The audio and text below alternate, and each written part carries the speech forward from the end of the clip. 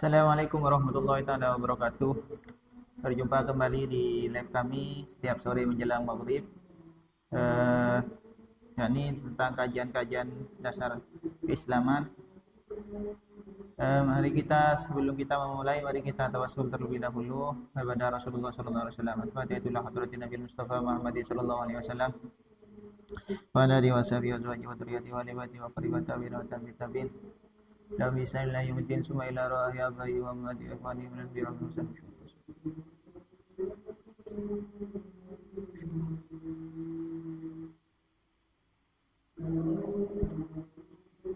Fatihah. A'udzubillahi minasyaitonir rajim.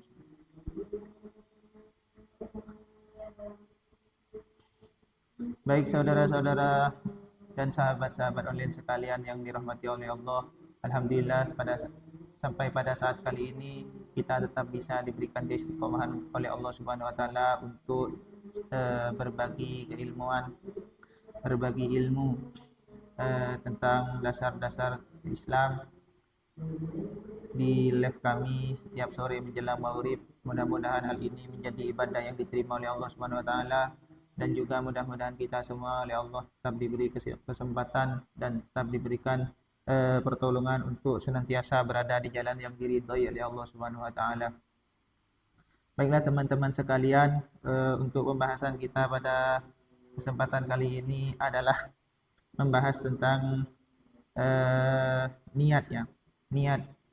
Kemarin sempat kita singgung terkait niat di dalam fardu-fardunya wudu.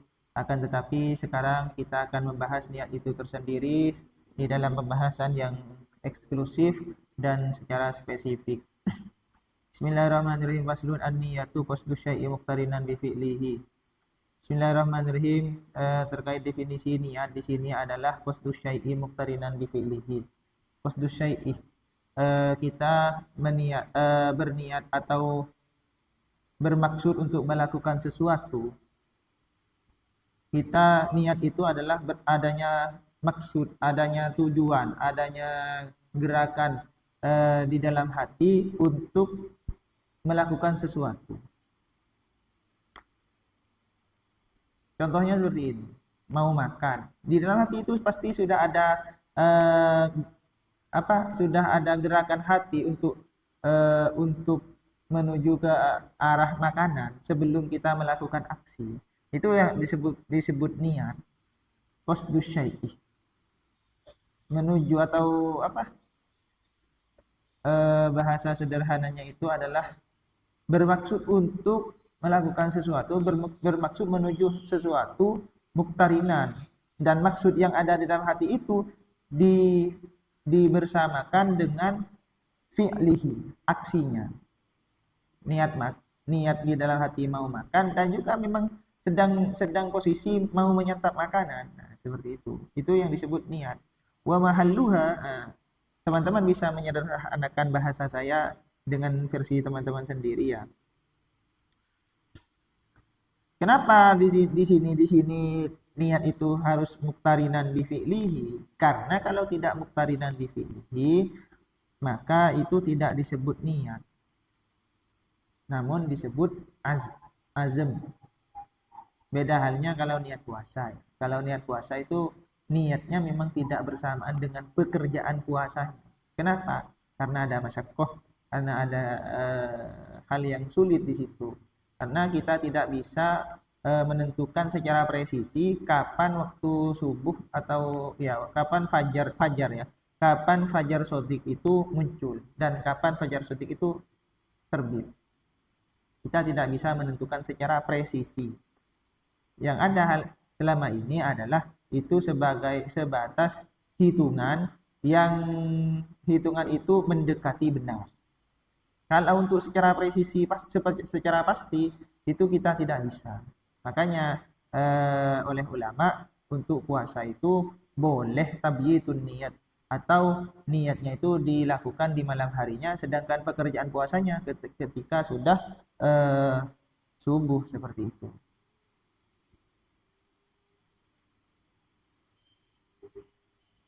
Wa mahalluha al-qalbu, dan tempatnya niat itu adalah hati. Jadi niat itu bukan pekerjaan lisan, bukan pekerjaan mulut.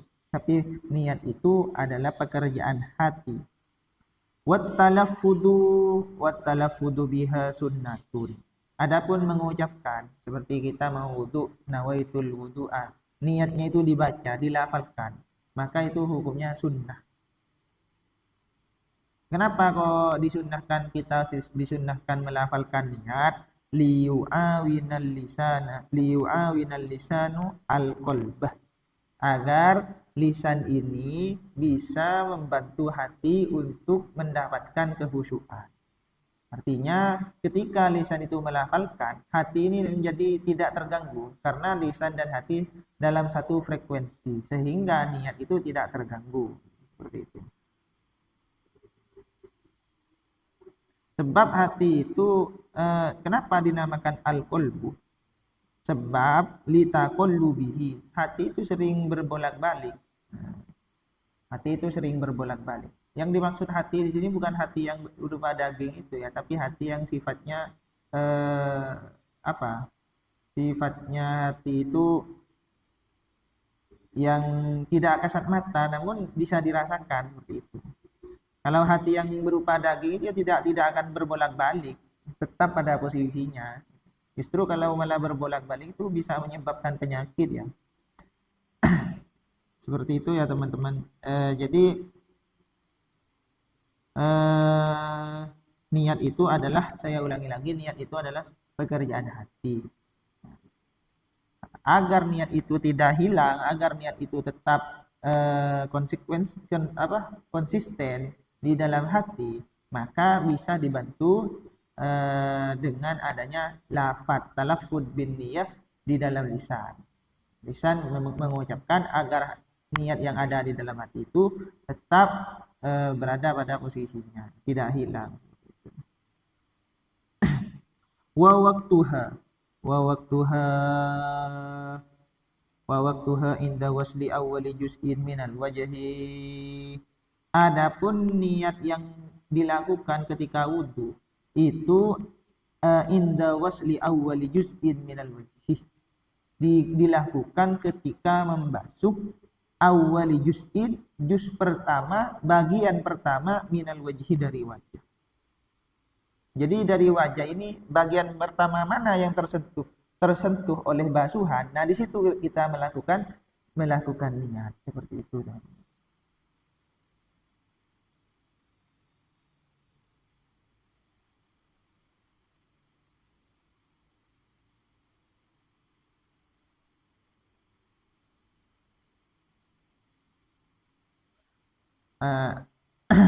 Namun terkait muqaranatun niyah, membersamakan niat membersamakan niat dengan pekerjaan, ini ada beberapa versi oleh para ulama.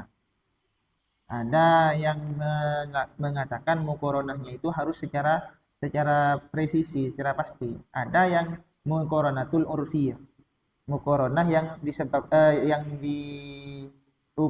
diukur berdasarkan kebiasaan. Kalau misalnya pekerjaan seperti itu sudah dianggap muqaranah atau membersamakan niat, maka cukup. Seperti itu menurut pendapat yang ulama yang mengatakan muqaranah cukup dengan muqaranah al-urfiyah. Ya, kita ambil yang mudah saja teman-teman ya. Yang penting kita sudah niat. Terkait niat itu apakah sudah bersamaan dengan pekerjaan secara pasti, secara presisi atau tidak. Nah, itu tidak usah kita pikirkan. Justru kalau kita terlalu memikirkan hal tersebut, akan lari kepada yang perbuatan was-was. Dan was-was itu sudah kita bahas bersama kemarin. Nah, seperti itu ya. Kemudian wat tartibu, sekarang sudah ya, pembahasan niat sudah. Sekarang tertib. Wat tartibu alla yuqaddima udwan ala udwin. Nah, di dalam fardu-fardunya wudu itu kan yang terakhir adalah tertib. Yang dimaksud tertib itu adalah alla yuqaddima, tidak mendahulukan satu anggota ala udwin terhadap anggota yang lain. Artinya urutan di dalam fardu-fardunya wudu itu sudah sesuai apa yang dilakukan dan dicontohkan oleh Rasulullah SAW. Dan hal itu sudah final tidak boleh diacak kembali. Artinya jika kita melaksanakan wudhu, maka wudhunya itu sesuai dengan apa yang telah ada di dalam kitab ini. Adapun jika melakukan wudhu versi lain, misalnya membasuh kaki terlebih dahulu, kemudian membasuh wajah, nah itu tidak dibenarkan. Karena tidak disebut tertib. Nah, tertib di sini berdasarkan siapa? Ya berdasarkan contoh atau praktik yang telah dicontohkan oleh baginda Nabi Muhammad SAW. Karena beliau adalah panutan kita, panutan dalam segala hal, lebih-lebih di dalam urusan agama. Barangkali cukup sampai di sini teman-teman, karena waktu mulainya kita tadi aslinya sudah telat ya. Biasanya kita mulai itu ketika jam maghrib itu kurang 40 menit. Namun tadi kita mulai maghrib itu kurang 20 menitan kira-kira, kalau tidak keliru. Oleh karena itu kita cukupkan sampai di sini kajian kita pada sore hari ini. Mudah-mudahan bermanfaat bagi kita semua, dan mudah-mudahan kita semua senantiasa diberikan hidayah oleh Allah untuk tetap berada di jalan yang diridhoi oleh Allah Subhanahu wa taala. Kita tutup majelis kita pada sore hari ini dengan baca hamdalah bersama-sama. Alhamdulillahirabbil alamin. Sekian dari saya. Assalamualaikum warahmatullahi wabarakatuh.